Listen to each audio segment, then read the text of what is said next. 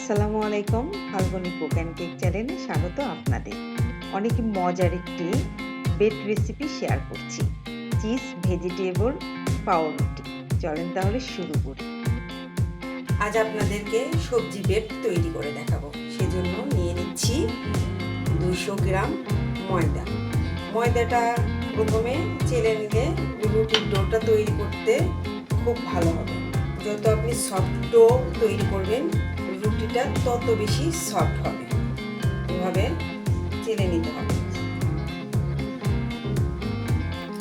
চেলে নিলাম। এখন এখানে সব উপকরণ দিয়ে দেব। 25 গ্রাম চিনি, হাফ চামচ লবণ,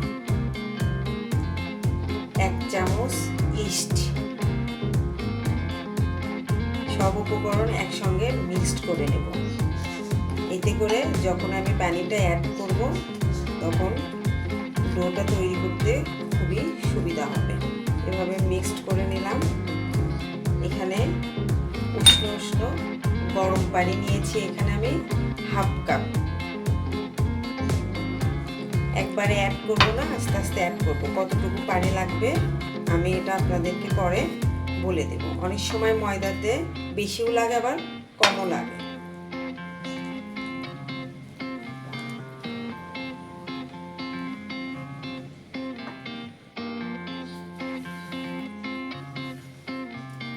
এখন আমি হাতের সঙ্গে এটা মুথে নেব। রুটির ডোটা একটু নরম করতে হয়, এতে রুটি অনেক সফট হবে।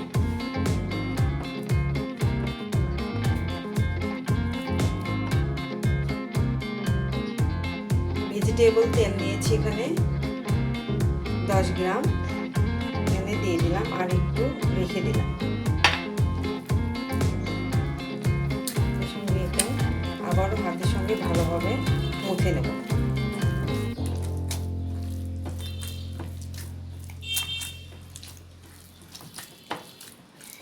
এটা এভাবে মুথে নিতে নিতে এক সময় এটা টাইট হয়ে যাবে। একদম সফট একটা ডো তৈরি করে নিলাম। দেখেন কতটা সফট। এখন এটা 1 ঘন্টার জন্য করে রেস্টে রেখে দেব।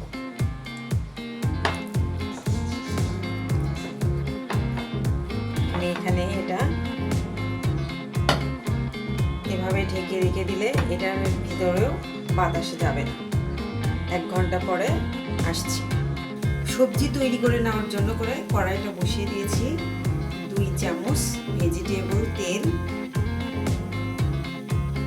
পাতাকপি কুচি করে কেটে নিয়েছি 1 বাটি, কাঁচামরিচ 3টা কুচি করে কেটে নিয়েছি, স্বাদ মতো লবণ।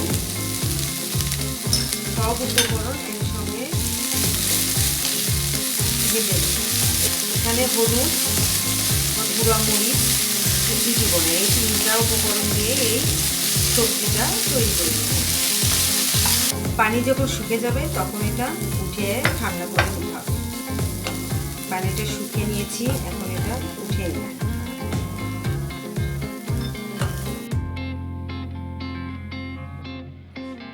একদম ফুলে ডাবল হয়ে গেছে। এখন এটা এখান থেকে উঠিয়ে নিব।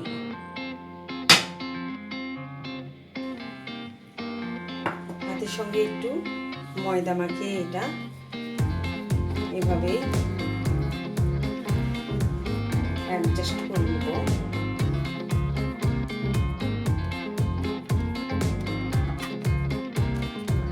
রোল পাউরুটি তৈরি করব। আর এই সময় ময়দা দিয়ে বেলে নেওয়াটাই সবচেয়ে ভালো। এতে করে সব দিকে সমান শেপটা আসবে। একটা বেলুনের সাহায্যে এটা আমি বেলে নিই।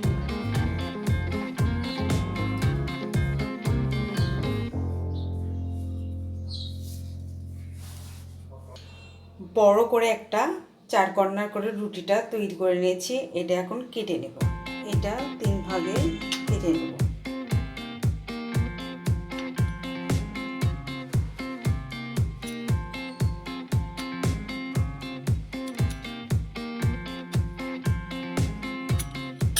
এটার ভিতরে পুরগুলো বসিয়ে দেব।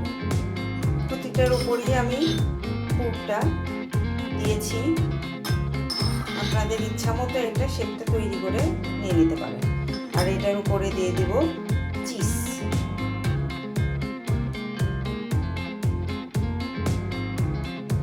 এটাও আপনাদের ইচ্ছা মতো দিবেন, স্বাদ অনুযায়ী যে যেরকম পছন্দ করেন।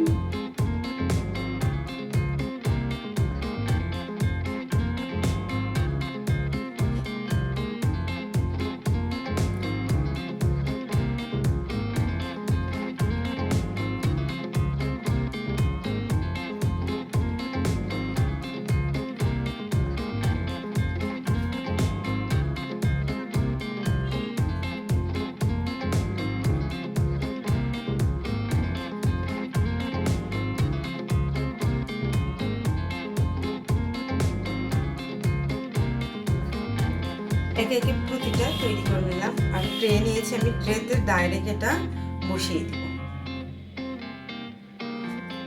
একটু ফাঁকা রেখে রেখে বসাইতে হবে। আর এখানে বসানোর নিয়মটা হচ্ছে যে পাশে আপনি জয়েন্টটা দিয়েছেন সেই পাশে এভাবে বসিয়ে দিতে হবে। 10 মিনিটের জন্য করে ঢেকে রেখে দেবো। 10 মিনিট পরে আবারও চলে আসলাম।